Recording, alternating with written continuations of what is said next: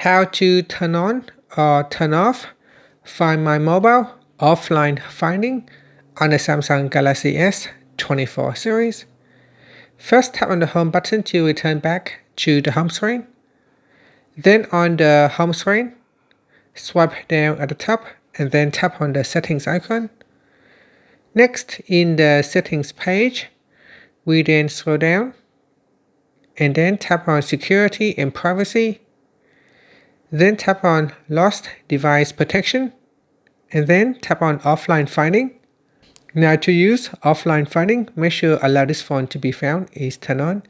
If it is switched off, then this option will be disabled.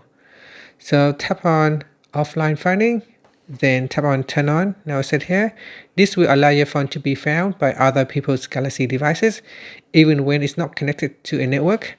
It will also allow your phone to be used to scan for lost devices that may be nearby. So tap on the turn on button. And that's it. Finally, you can tap on the home button to go back to the home screen. Thank you for watching this video.